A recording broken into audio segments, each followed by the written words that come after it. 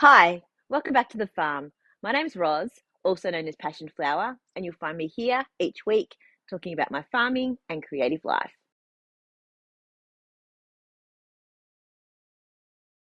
First, an update on my nose. A few weeks ago, I had a cancer removed. It's still like a little scab there. The doctor is really happy with it. I'm now allowed to moisturize, so I'm hoping that that is going to help to make it less itchy and to get rid of the last stitches that still need to be dissolved around there and around the spot here on my ear. And I don't need to go back to the doctor next week, which was nice. And he's hoping to see me in about, 2, 3 weeks just to have a bit of a look and see how it's going, unless I have any issues. So I'm hoping that the scab will start to come off now and it will start to feel a bit more normal.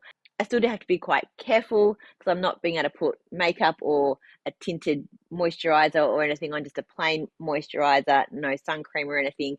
Um, Not quite an issue being cloudy and winter most of the time, but obviously there is still UV, so I do need to be quite careful. I have booked in for a full body mole scan and photograph session. Uh, I do need to be proactive with that, and I've been speaking to lots of people in the past few weeks, and they've all been like, thank you for talking about it. It's reminded me that I need to do mine and take care of myself. So yes, I will be doing that, and hopefully it doesn't show up anything else that needs to be dealt with at this point.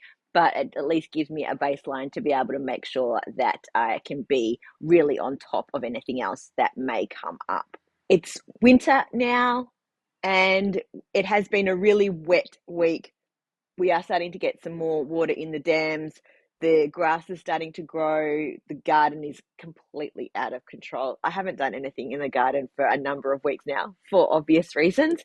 And I really do need to get back out there and at least try and do like little tiny bits. I still don't have a ton of energy, but if I can do a little bit at a time, hopefully it will at least get on top of the worst of it.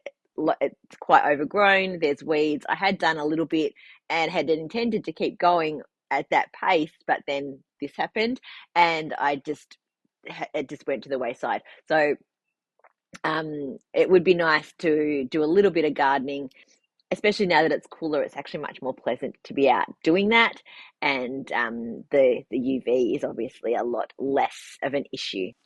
Work wise, I have been really busy. Year 11 exams have just started, and the GAT is in a couple of weeks. So I've been running around like a crazy person with all of that. Um, it's good to get these done so it gives us all a bit of a practice run for the official exams.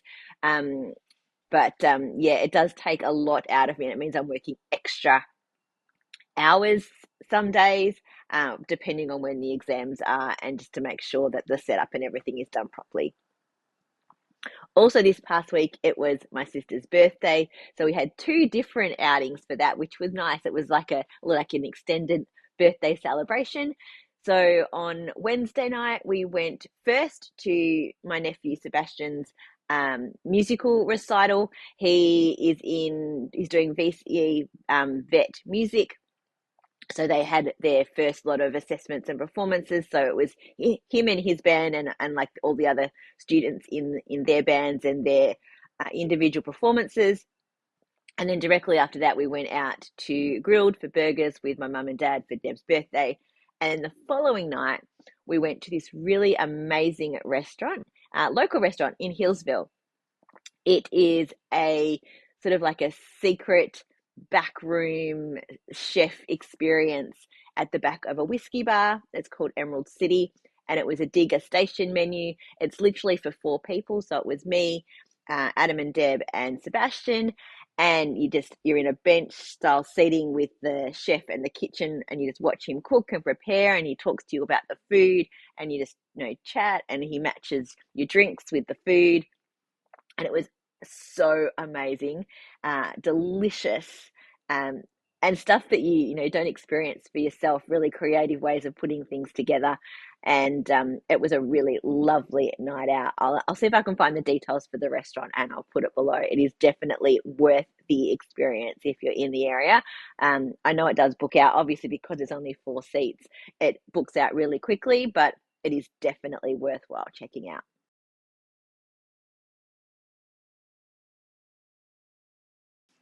Then the other big thing that happened this past week was Melbourne Fibre Fest at the Coburg Town Hall. It was a great 2 days. I do enjoy the 2 day event. It's exhausting, but it's nice to be able to go through all the craziness of setting up on that first day, running through the market, and then just being able to leave everything set up and not have to worry about the pack down until the end of the second day.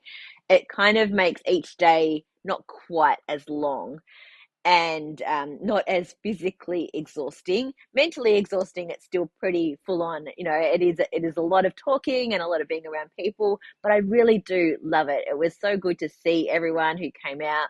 All the vendors and friends that I know were really supportive and kept checking in with me to make sure I was doing okay, because obviously they could see my nose and we were talking about it, and yeah, they kept making sure that I was taking care of myself, which was really nice. So thank you to everyone.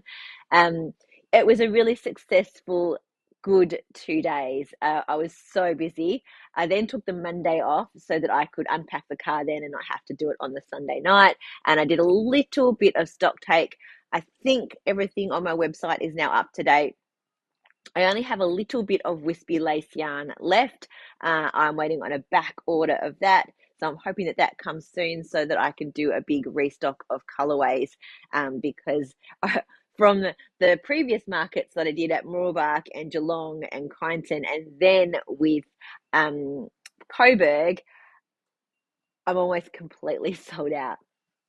The Aura brushed merino 8-ply base also did really well at this market. Everyone was quite excited to try it out, and I only have a little bit of that dyed up. I have just bought a bulk lot of undyed, so I will be now doing some more of the colorways that I launched as part of that, as well as trying a few of my regular recipes on that base as well, just to broaden the color range and go with some more solid tonals rather than just some variegateds. So yeah, I'm really pleased with how that went and really happy with how everyone responded to that new base. I think I might try and make a scarf out of that yarn as well. I know a few people had bought a couple of skeins to make a Sophie scarf, so I think I might make something similar to that, just to as another sample. Obviously, this is a sample which I'll talk about shortly, and I think that having those different options of what you can use the yarn for really helps people to be able to make a decision about whether they want to use it for themselves. I don't have any markets for a while now, which was actually great because I really do have a lot of re-dyeing that I need to get done. But as I get colorways done and batches of bases dyed up, I will be sharing it here and it will be on my website. And if there's ever anything that you've seen at a market and I don't have on my website, I'm always happy for you to send me an email or a message on Instagram and we can work out something together.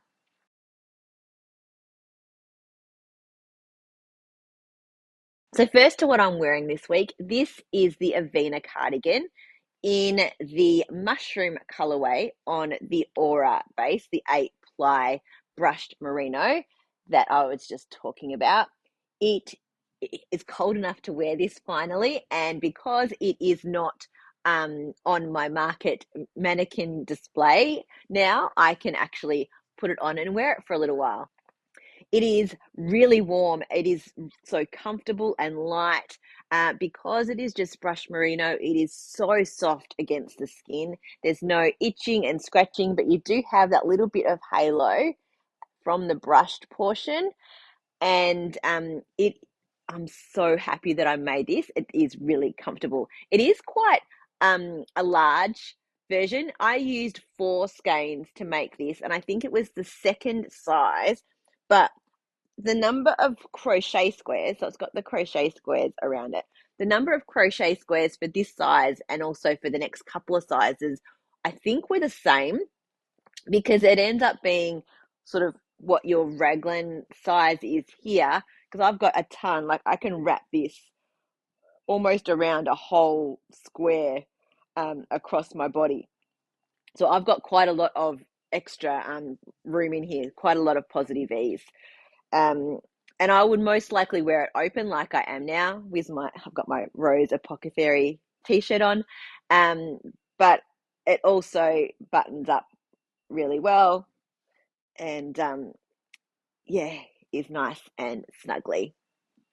I only bought one thing at the Melbourne Fibre Fest. I managed to walk around on the morning of the second day because obviously we were already set up and most other people were already set up. So it was a really good time to go around and have a bit of a chat with people and look at things. And honestly, I could have bought from almost everybody. There was so much beautiful stuff, new colorways, things that I'd seen before and really love. But I was really, really restrained because I have been looking at my stash quite a lot, and I have ideas and inspiration for what I'd like to knit with some of that yarn. And so until I get to a place where I've done some of that, which is really at the top of my mind, I don't want to commit to bringing new yarn in. It's not like I want to stash down, and it doesn't mean to say that I'm not going to buy anything new, but at this very moment, I have this fascination with some of the stuff in my stash and really, really wanting to knit something with it. And I've got some here. I think I might split that into a separate episode and publish it next week because I'm not sure I'm going to have time to do a new episode because of the year 11 exams that I'm organizing this week to get another like regular episode in with enough other stuff to talk about. So despite the fact that there was so much beautiful yarn, I did not buy any or even do a trade, but I did buy a bag. I'm a little bit of a sucker for bags, as you've seen before. I was directly opposite Crystal Cat Stitchery. My yarn neighbour next to me was Fluff and Nonsense, who is always great to be beside, and I love all of her colourways. But directly opposite was Liz from Crystal Cat Stitchery, and I was looking at, there was a bag right on the corner. She'd sat it out in the morning of the first day, and I watched it and I watched it, and all throughout the Saturday, no one seemed to be interested in it, and I couldn't understand why at all because I thought that it was absolutely beautiful. So there's her little Crystal Cat Stitchery. So isn't this fabric just beautiful? It is so my colors. It's got a really beautiful contrasting base.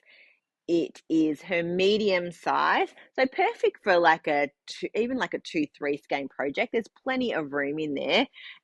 If you've only got the skein you're working on plus the actual project itself, you'll easily fit something quite large in there. And look how fun this is on the inside.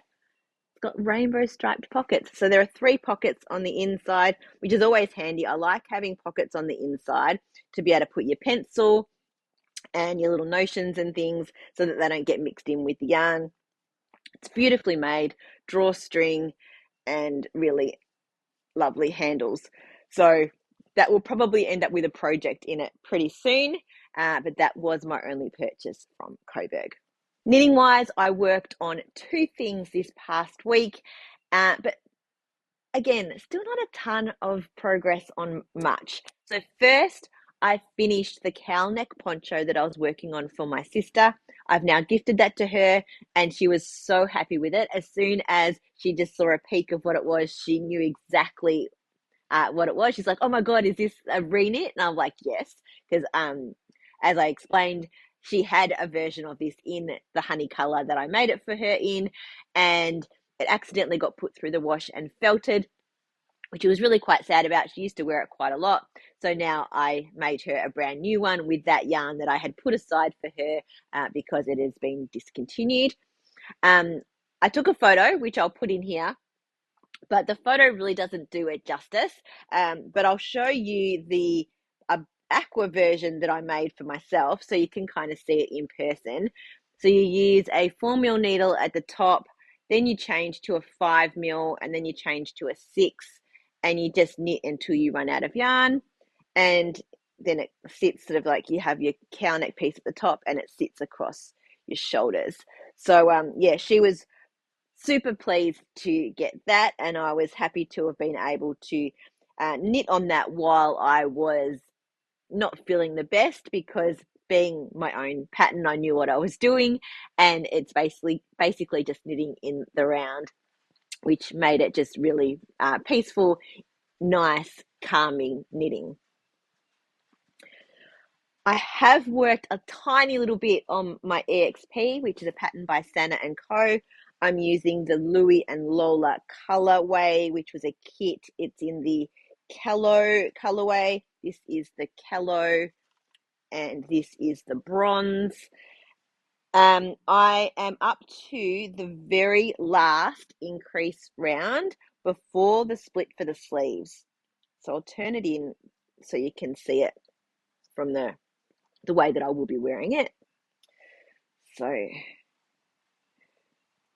here it is. Let me just double check which is the sleeves. I think that's the sleeves and that's the body. I've got it bunched up on the needle, so it's not going to be all that easy to see. But there's the neck, there's the body. You've got these straight pieces down the sleeves. There it is. So after I've done this one round, I will put it onto a longer cord and try it on. I know that the sleeve is supposed to be a fair way down. It's kind of a bit bat wingish. And then I will knit the rest of this ball down the body, and then I will pause on the body and do the sleeves, and then come back and use as much of the yarn as I can. The version in the pattern is cropped, but I think I want to make mine just a bit longer.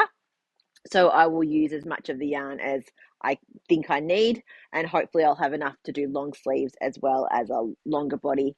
I think I will, because I think the kit with the 2 skeins of each is enough for the first like 3 or maybe 4 sizes, and I think I'm knitting the 2nd or 3rd size, so I should have enough.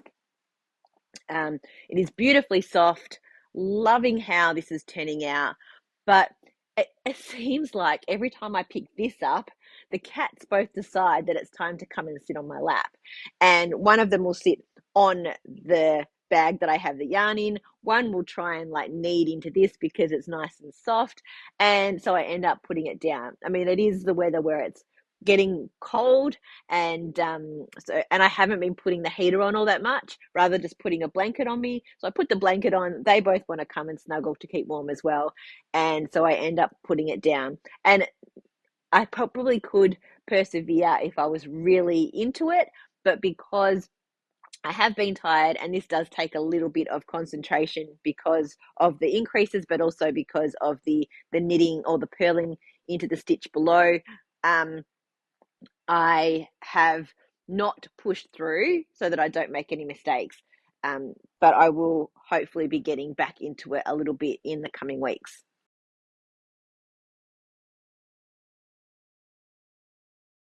Well, that's it for another week.